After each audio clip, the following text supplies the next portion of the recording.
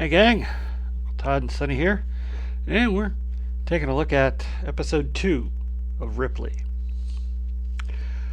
Uh, Episode starts, Ripley kind of wakes up the next day.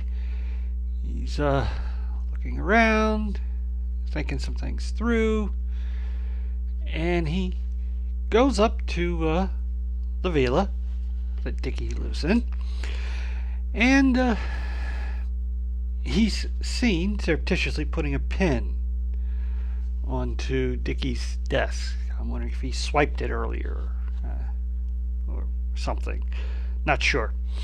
Then he goes to Dickie and he tells him the truth about why he's there, about how his father hired him, and that he wants him to come home, but he just, after being there for a day, he understands why Dickie wants to stay and doesn't want to leave.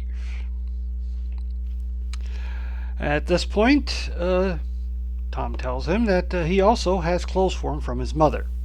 I misunderstood the clothes thing. I thought they were giving him to Tom so that he'd fit in better, but nope, those are Dickie's, and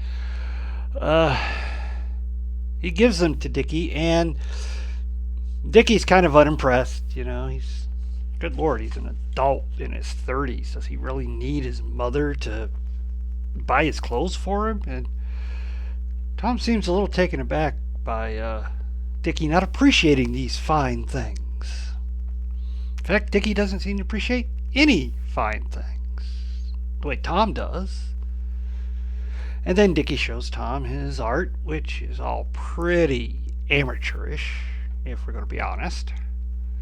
But, Tom makes the approved, yes, and I don't know if they're making a joke about Picasso or not, because he has some very Picasso-esque paintings, and they even mention a painting he has held up, or he has hung up downstairs as a Picasso.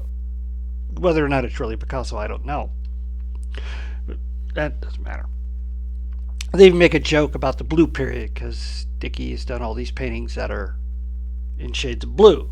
So they call it his blue period, like Picasso had a blue period. And there are some nudes of Marge, but you can't tell it's Marge. Again, very amateurish drawings. But Dickie's aware that he doesn't have a lot of skill. He's still working on it. Then they go to Marge, who's working on a travel book of, Italy. And he tells her everything. And she's kind of curious about why he didn't tell them this yesterday. But Dickie kind of shoves it off. He's more concerned about the fact his father tried to pull a quick one on him, in his mind. Well,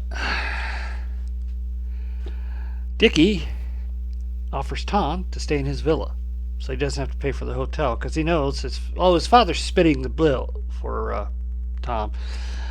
He's not going to be able to do that forever. So Tom reluctantly agrees, and they move in and spend the day together, which really ticks off Marge, because Dickie forgot about their dinner engagement. And then she hears they're going to Naples to look at paintings. Well, she's already looked at those paintings, but he's like, but you only looked at them once and you haven't seen them with Tom. Well, she bags out. And they get on a bus the next day and go to Naples, where they look at paintings, and Tom is enthralled by them. Dickie, less so. Sorry, I was editing this together when I realized I'd forgotten an important part. While they're in Naples, and they're talking about all the stuff they've seen and other things, an old friend of Dickie's shows up, Freddie, who's a playwright, or trying to be. And Freddie is pretty sure he's met Tom somewhere. And Tom's like, well, I've never, my first time here in Naples. He's like, no, New York. I think we met at so-and-so's party. It's possible, I don't really remember. Well, then Freddie leaves. Wonder if that'll come back. Have to wait and see. Back to the original part of the review. After they get back to the take the bus back.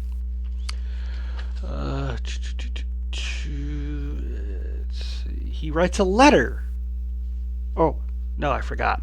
While they were in Naples, Tom kind of bemusedly watches Dickie get scammed by a woman who got mugged.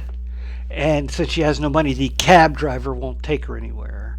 And Dickie ends up giving a huge wad of lira to the cab driver to get her home. And then Tom explains, that was a trick. Dickie didn't care. He thought it was a pretty good trick if it was. And he was just glad to help. And then we have an odd little bit where he's like, besides, she was a pretty girl. And Tom says, well, yeah, I like girls too. And Dickie says, do you? So there's a slight implication that Dickie and maybe Marge think Tom's into Dickie for more than friendship. How little they really suspect. Well, they get back, and Tom writes a letter to Mr. Greenleaf saying he's making progress.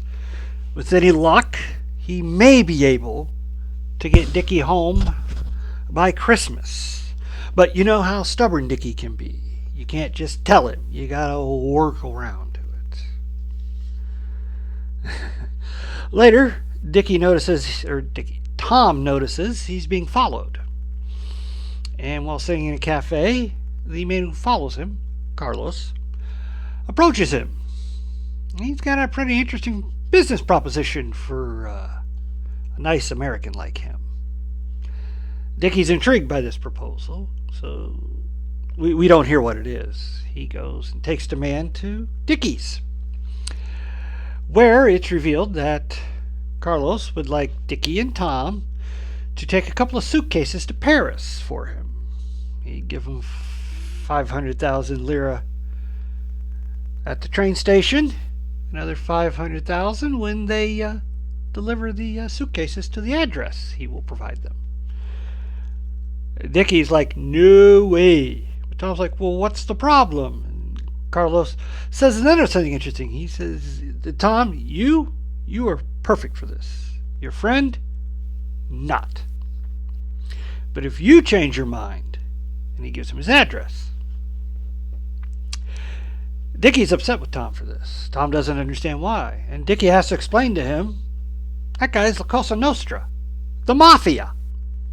You get arrested or killed dealing with those kind of people. Well, I'm not sure if Dickie was that unaware. I mean, he lives on the lower east side, the Bowery section of New York. You can't tell me he's not dealt with organized criminals before. The man's a pity Annie forger, after all. Anyway, Tom is wanting to get... hold on. I keep forgetting stuff, even though I got the notes. Dickie picks up his mail, hands it to Tom, says he's going to go for a swim with Marge and wants him to just, when he gets back to Villa, put it on his desk. Tom agrees. Later, on his way up to the villa, Tom sees that Dickie is actually with Marge in a rather romantic embrace, which makes him feel a little jealous. Why can't he have Marge? Isn't he good looking? Anyway, he goes up to Marge and he offers to take a look at her book. He says he worked at Rand McNally for a while. He's not an editor, but he learned some things. So reluctantly she does. And then we get the comedy bit of the episode as he edits the book with constant eye rolls, hand in palm, head in palm, and all kinds of things to just say how bad this book is. But he takes it back to her and she's impressed. She likes the changes he made. This is going to help her a lot. Well, Tom's pretty keen on that idea. Dickie observes him and he's not too keen. He's getting jealous now. Meanwhile, remember that letter? Well, before Tom put it on his desk, on Dickie's desk, he steamed it open to take a look at it, and it's showing all of Dickie's accounts. It's an account summary of his holdings, which Tom copies down, but he is spotted by the housekeeper. So, I wonder where that's going. Then we get a weird part where Dickie's going around the house. He really, really likes this lifestyle.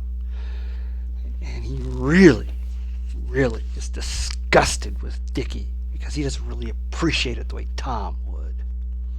All this is conveyed with facial expressions.